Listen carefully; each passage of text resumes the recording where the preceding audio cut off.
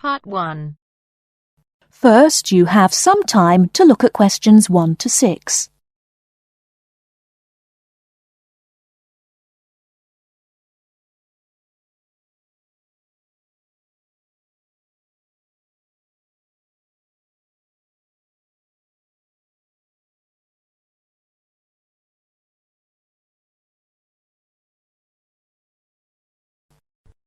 Listen carefully and answer questions 1 to 6.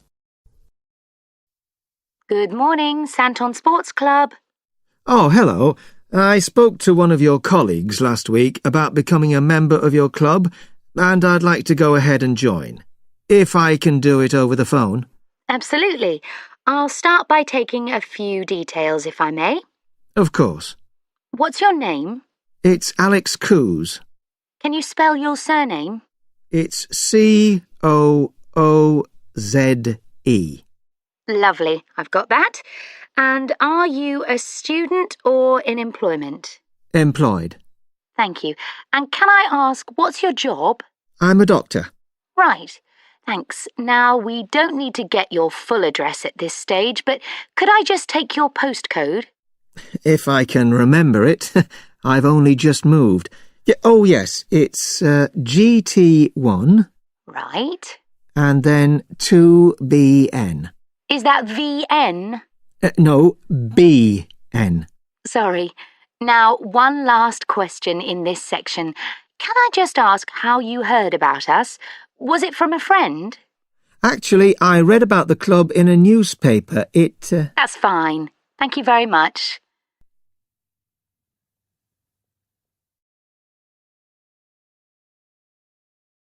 Before you hear the rest of the conversation, you have some time to look at questions 7 to 10.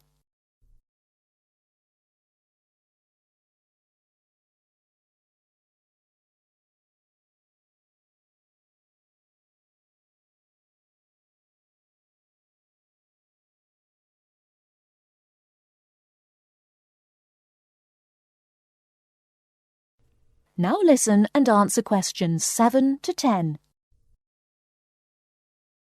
Now, we do offer different types of membership according to which facilities you want to use and when. Yes, I gathered that, but my schedule's a bit problematic. I mainly want to use the gym, and that'll be after about 7 p.m. when I finish work. Fine, right. And will you be interested in swimming? I understand you have both an indoor and an outdoor pool? That's right. I'm not a fan of swimming, actually, and certainly don't want to be there when it gets very packed in the evenings.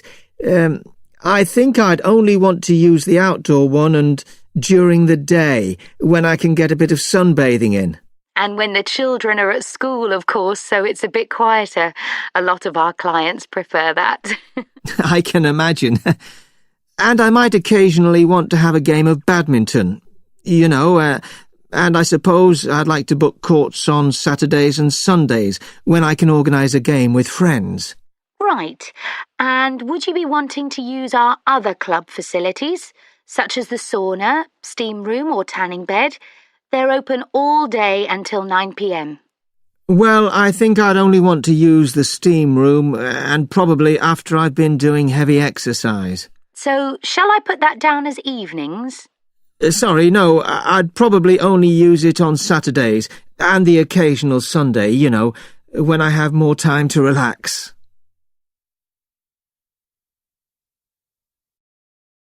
That is the end of part 1. You now have half a minute to check your answers.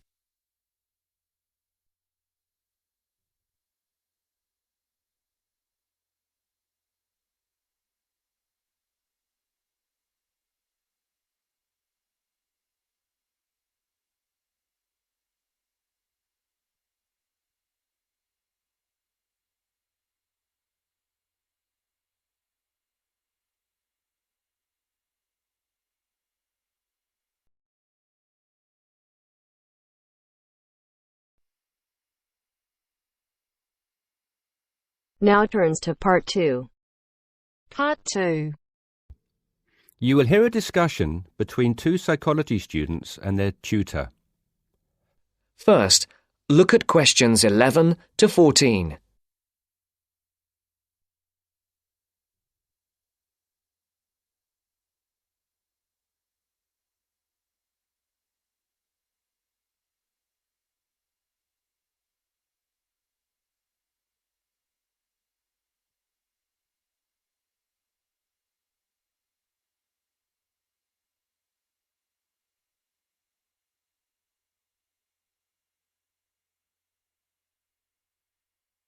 Listen carefully.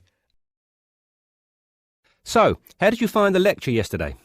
Reasonably interesting, but he sort of rushed through Maslow's work, which, considering it's been covered before, is fine for everyone else except me, who missed the last lesson. Why don't you fill him in then, Tina? Me? Oh, OK. Well, basically, it's simple enough. We all have certain needs, and what Maslow did was group them into categories. Depending on how successful your life has been or what stage of life you are at, your needs change and you shift from one of Maslow's categories into another. First, there's your basic needs. Physiological needs, the professor said. Is that right? Very good. These needs are pretty obvious. They're our most basic ones. Things every human needs to survive and function, like air, water, food, clothing and shelter. It's not rocket science, this bit. Maslow just points out that until we have satisfied those basic needs, our desires don't evolve into anything more complex and we don't seek any greater form of fulfillment. Isn't that a bit irrelevant today? Not really. Millions of people in the developing world are still fighting to fulfill these needs, fighting for their very lives every day. Good point. So anyway, Maslow represented what he called his hierarchy of needs on a pyramid, or in 2D, a triangle. With physiological being at the base, presumably. Yes, it's obvious, isn't it? What's at the other end of the spectrum, then? Well, to be at the pinnacle, you've got to have mastered the other levels of need. Then you are in the self-actualization zone. This is a place where you are very at one with yourself and looking to make the absolute most of your skills, talent and potential. You can only focus on maximising these, though, of course, if, as Maslow reminds us, you're fulfilled in every other sense. And what are these in-between levels, then? Well, after you've found food and water and shelter and so on, the next step is to fulfil your safety requirements. Safety does not just mean your physical safety, though. That's far too simplistic. It's also about your emotional safety, your job security and so on. And let me guess, after that it's the need for esteem.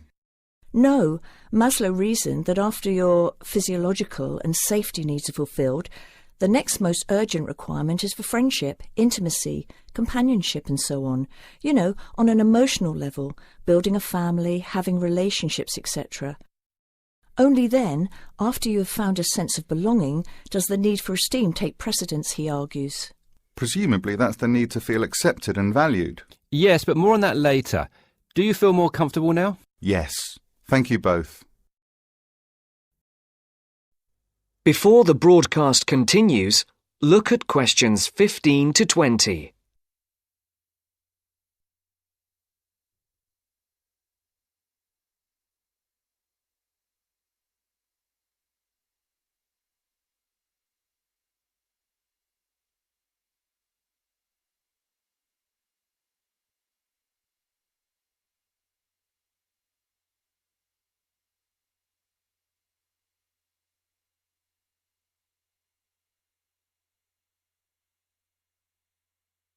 You will now listen to the second part of the talk. OK, now that you are both familiar with Maslow's hierarchy of needs, let's look at a few cases in point. Case 1. Crime boss in the slums of Mumbai. What do you think? Surely very low. Physiological, I'd have said. But he has food and shelter. A shed is hardly shelter. And how is living from hand to mouth every day adequate from a nutritional perspective? Oh, of course. You're right if you look at it objectively. But remember that human psychology is far more complicated than that. When quizzed, this person surprised researchers. First of all, he regarded his shed as adequate shelter and was completely content there. Secondly, he genuinely felt satisfied with his level of food intake. Thirdly, being the crime boss of the slums, he felt very safe. arguing that no one would ever touch him. He had no self-esteem issues either, since he had the respect of his fellow slum dwellers. It may have been fear, but he perceived it as respect. That is all that matters, and was quite content with who he was. I see. So it's not just about the reality of your situation, but also how you perceive that reality. Exactly. Most people would be very low on the hierarchy in his position, feeling like they wanted and needed much more. He did not. Now, what about case 2? A multi-millionaire rock star. Well, you'd naturally assume he's fulfilled his physiological and safety needs, but when you read on through his profile, look here, he's plagued by paranoia and thinks someone is trying to kill him. On that basis, given his state of mind, he must believe that his safety is compromised, so safety must be his primary concern. Very good. And look here at case 3, a property magnate. Having suffered badly during the recession, his portfolio of properties is in danger of being repossessed. In fact, look, he's in danger of losing everything and being left without even enough to support himself. Wow, so I guess he's gone from very high up right down to the bottom. Exactly. Even his basic needs are no longer secure. An excellent example of how there can be movement both ways on the pyramid. Case 4. A housewife. She must have some esteem issues, surely. Read on. She is quite content and well respected and loved by her friends and family. What's more, being a housewife is all she ever wanted to do, and she has excelled at the task. Therefore, forget esteem. This lady has maximised her potential in her eyes. She's right at the top. And case 5? A very sad case. It is what it is. There are always innocent victims of war, and he was left with nothing, not even a home over his head. Every day is a struggle to survive. How sad. And last but not least, case 6. Another rock star, though a different story. He says the only thing he craves is friendship. He has everything, but is awfully lonely. I think it's obvious where he is on Maslow's hierarchy. Indeed. That is the end of part 2. You now have half a minute to check your answers.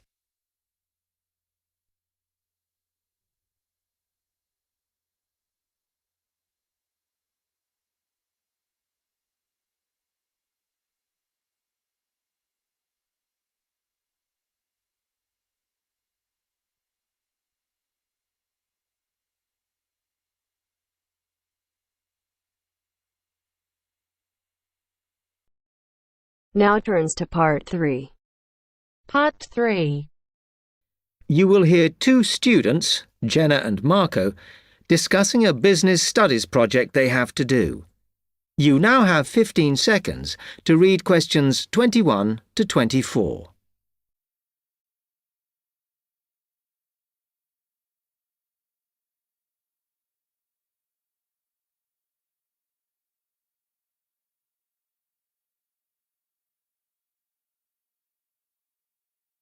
Come on, Marco. We've got to get on and sort out this project for Professor Buckley.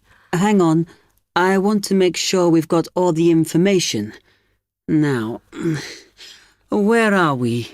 Well, today we need to sort out exactly what we're going to do and how we're going to divide the work up. Okay. How long have we got, by the way? The end of term is April 6th. And he said to hand it in on week 8, so that's March 25th at the latest, because the beginning of that week is the 21st, so not long. Right. Have you got the notes there? Yes. He wants us to do a fairly small-scale study, like the last one, on whether or not businesses were offering more benefits to staff. And we've now got to look at the rise in older workers.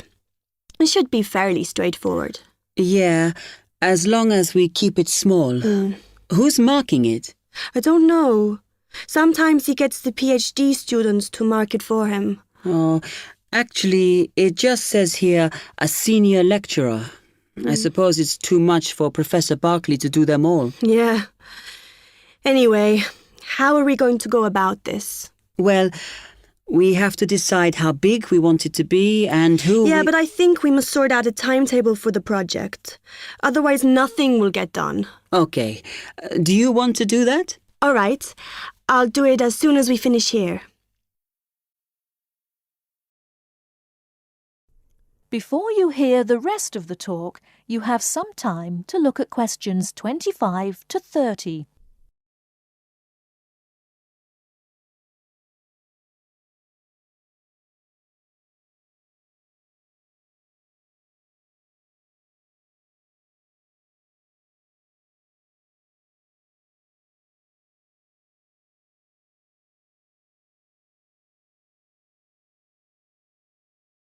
Now listen and answer questions 25 to 30.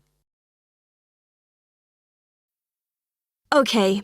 What do we have to do now for the project? What's the best way to go about it? Well, Professor Carter suggested we set up a focus group to get some in-depth interviews, but I think that'll take a lot of time. Yeah, I agree. If we did a focus group, we'd have to spend time deciding who to include in it, and it's not necessary to do one anyway. Oh, fine. And if you agree, I think we should get in touch with the businesses on the list Professor Carter gave us and ask them if they're prepared to participate. Sounds good. Then we can go there, give them questionnaires, and collect them later. Exactly. Okay. Then, do we need to book one of those study rooms in the library so we can work together to input the data? Perhaps not, as I guess just one of us could just sort it out actually. Yes, that would be easier. A lot of what we're doing is qualitative, so it'll be writing up rather than statistics. No software for that, I'm afraid. And I think it would look better if we had actual shots of some of the staff, because we're citing appearance as a factor in employability, aren't we? Yeah, okay. I'll factor that all in when I sort everything out tonight. I'm glad we decided to work together. I think it's going to work out well. Yes, well, given that we had to work in pairs on this project, I think we were right to choose each other. We complement each other academically, as we're each good at what the other isn't. In fact, we should have tried working together before. Yes. Now, how shall we split the work? I'll do the analysis, shall I? Oh, okay. It's just that it might be faster, because I'm used to doing it. Although your English is better than mine. I need more practice at reading, really. Okay, I'll do the presentation then, if that's okay with you. Yeah, sure. I don't mind speaking in public, but I hate preparing all the notes for them. The thing is, the tutor said one person should do the whole presentation, and he said he expects me to do it because I haven't done one yet. No, that's fine. Now, let's see.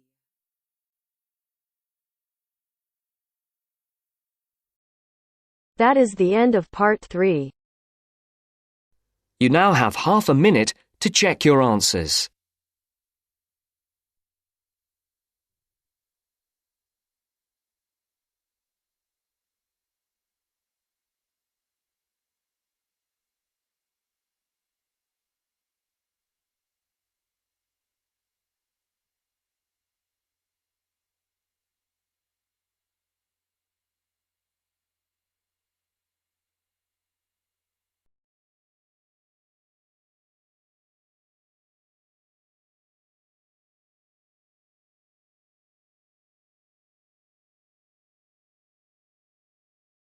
Now turns to part 4.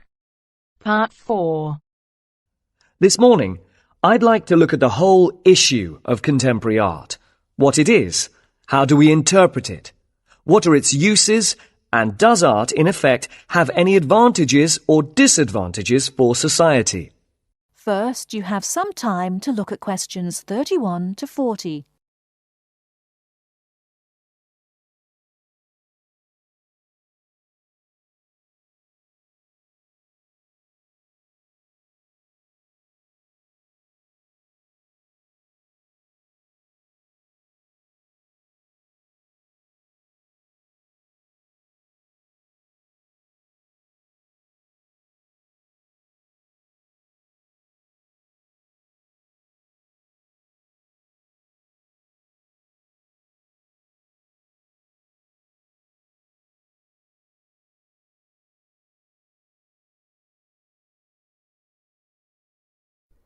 Now listen carefully and answer questions 31 to 40. Welcome to this series of lectures on interpreting contemporary art. This morning, I'd like to look at the whole issue of contemporary art. What it is, how do we interpret it, what are its uses, and does art, in effect, have any advantages or disadvantages for society? I think at this point it's important for me to clarify that I am looking at art from two main perspectives. Firstly, art as something made by and appreciated by individuals, and secondly, art's relationship with society, as it is society that supports, protects, and encourages art. And I'm hoping that this lecture will act as a springboard for you to revisit your own artistic experiences and question your own ideas of what contemporary art means. Throughout this series of lectures, I'll be looking at various examples of art to illustrate my points. However, if at any point I show you an example which is unfamiliar, then please tell me, as it is imperative that you be able to use your past experiences so that you can check to see if your ideas agree with mine.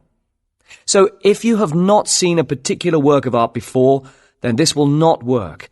And let me remind you now that at the end of these lectures, you will be given a written assignment which will consist of a 2,500-word critical essay. This is not an art review, but an analysis of what you think this kind of art means. Okay, so what is contemporary art? Well, my view is that contemporary art reflects a particular time in history.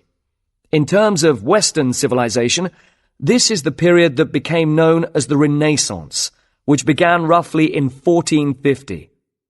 But this becomes confusing as the modern era is also considered to be from 1789, from the time of the French Revolution. Added to this are modern ideas and modern art that developed from 1890. This period has also been called the turn of the century. To try and somehow bring all these periods together, I shall define contemporary art as any art created from 1920 up until the present day. Turning now to the question of whether or not art is useful for society. Well, when we look back at the history of the West, we can see that there has been a tradition, especially in Western Europe, of art that was official. This meant that the government sponsored or subsidized the art. It could be said, therefore, that art has a cultural use, in that it can represent both the culture and history of a country.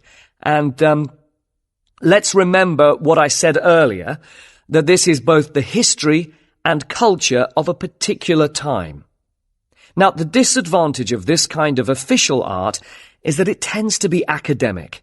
And by that, I mean it is art that requires the person looking at it to be educated in art, at least to some extent. So it seems to me that this restricts this type of art to a particular social group, and whether you agree with this concept or not will depend on if you believe that art should be accessible to everyone.